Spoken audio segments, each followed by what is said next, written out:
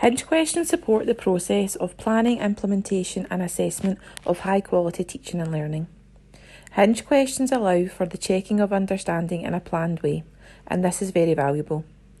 Even though as teachers we make lots of decisions within lessons, Hinge questions provide better quality evidence to allow teachers to be reactive and supportive to all pupils. Hinge comes at a natural pause or change in the lesson, for example, initiating prior knowledge, or after your initial introduction and exploration of the topic before you set your class off for their first group or independent activity, or after your final task during your plenary. All of these allow for feedback, planning and next steps of pupils' learning. I have recently planned a follow-up writing lesson for first level. The learning intention was to create a setting. The learning intentions were to use their senses to describe the setting, to use colour to add detail, and to be able to describe the weather. Within this lesson, I planned 3 separate Hinge questions to support my teaching and their understanding throughout the process. My first planned Hinge question was to stimulate prior knowledge.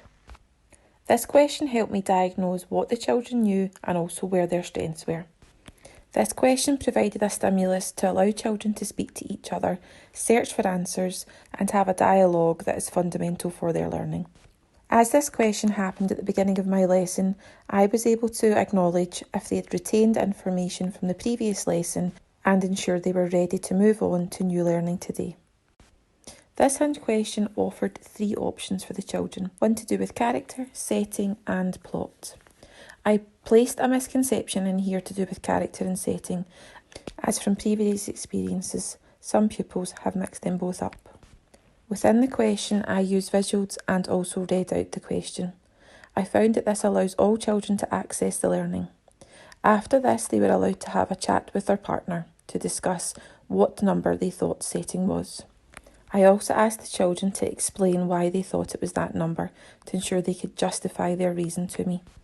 I then gave the children a countdown and asked them to reveal whether or not they used 1, 2 or 3 fingers to represent their answer. Setting. Now, I've got a big question mark beside there. Setting. What does that mean? Has anybody heard that before? Have a whisper with your partner? Yes. Right, this is our first big question. So we've had a little chat what we think it is. Now I'm going to give you some clues. Okay? And if you see the clue that you think, oh, that's setting, I want you to show me your ready hand, and this is what it looks like. Can everybody show me this hand? And you only do that when you've got the answer in your head. If not, your hands are on your knees. Okay? So let me read them all out, hands down. So, is setting who is in the story? It could be a person, an animal, or a creature. Morning. Good morning. Is the setting where the story takes place? Or is the setting the beginning, the middle and the end of the story? Right?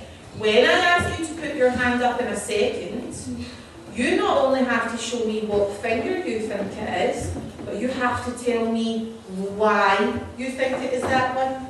So if I was to hold up a number 1 finger, I need to say the setting is number 1 because. Does that make sense? So you've got to explain what is in your head, boys and girls. Okay? I'm going to give you 10 seconds to whisper with your partner to choose number 1, number 2 or number 3 and then show me your ready hands. And after 3 you're going to show me what number you think the setting is. Is it number 1, number 2 or number 3? Ready and show me. Let me see. 2s, lots of number 2s. So you think the setting is where the story takes place, is that right? Why do you think that?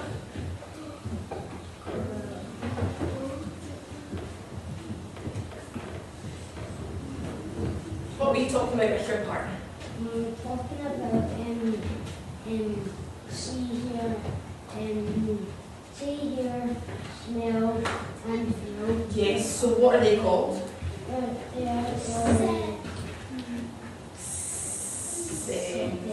The senses. And that you know that you use your senses setting. Good, you are pulling back on a whiteboard that's in your head somewhere. Fantastic. Ara, why did you have a number 2? Why do you think the setting is a number 2? Number 1 is a noun and number 2 makes sense. So you know number 1 is a character. Good. You know number 2, it just makes sense because of the picture? Yeah? Is that what you mean? Yeah? Good. Well done. What about number 3? Does anybody know what number 3 is? Anybody know? Michael, do you know what number 3 is? It's well like every single part of the story is the most important. So it's the whole story, isn't it? Does anybody know what that's called? The beginning, middle and the end? No. Plan, A plan, nearly, very close, very close. a book, Oh, it could be a book, it could be anything, couldn't it? I'm going to give you a clue. It begins with a pl. oh, Place. No, not place, good try. Plot. Well done, what a boy. Yes, it's the plot. So number 1 was actually character. Number 2 was setting. And number 3, plot. I planned for another Hinge question to happen just after my initial teaching and introduction to the new concepts of the success criteria. This allowed me to quickly assess if the children had understood and knew what we were learning today and why. This feedback allowed me to ensure the children were ready to complete a group or individual task, which had focused on the new areas of the success criteria. When the children revealed their answers, I knew they were able to identify the areas of the success criteria, so it was time to move on to allow them to create the areas of the success criteria.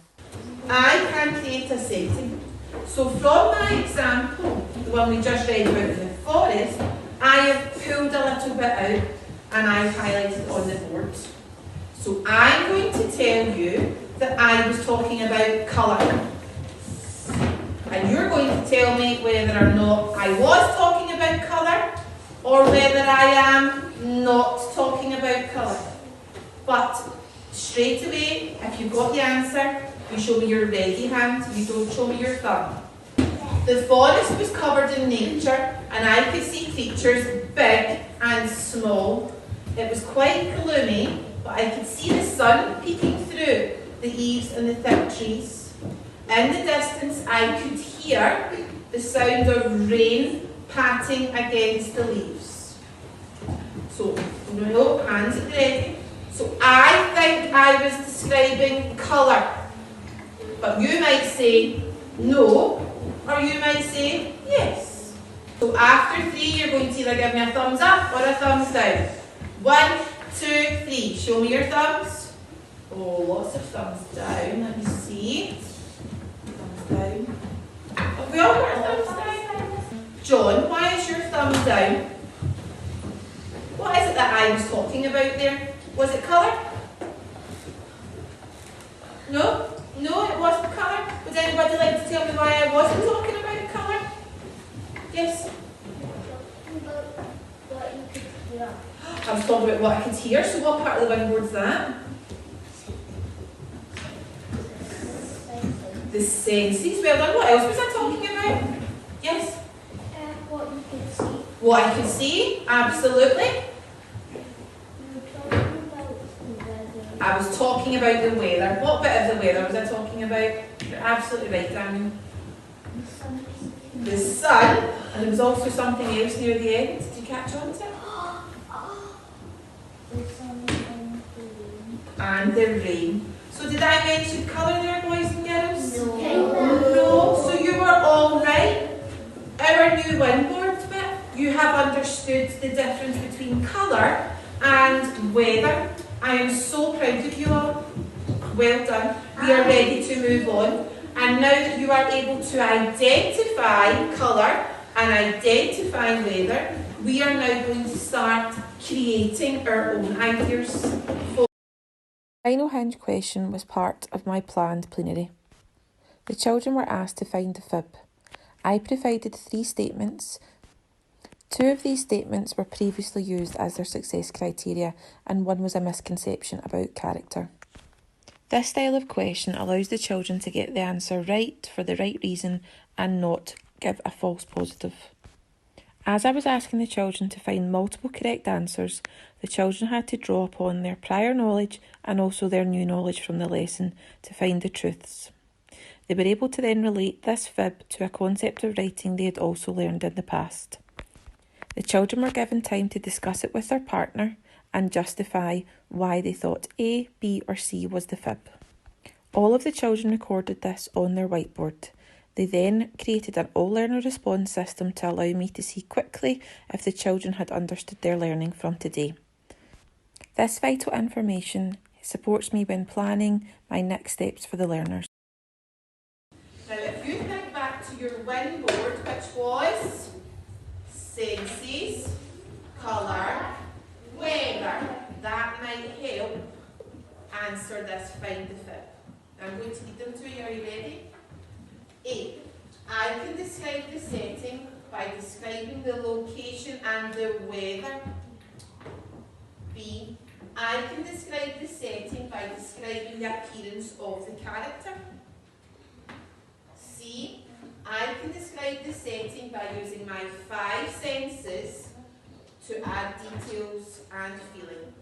So one of them is a fib, A, B or C. We are going to write down the fib on our whiteboard and hide it from everyone. I'm going to give you 30 seconds. On we go. Fib. Ready? 1, 2, 3, show me. Let me see.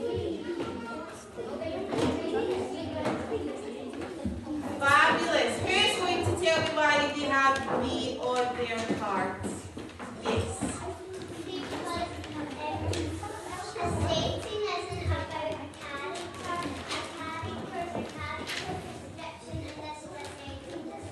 And what do we need to use for a character, a setting description, Lily?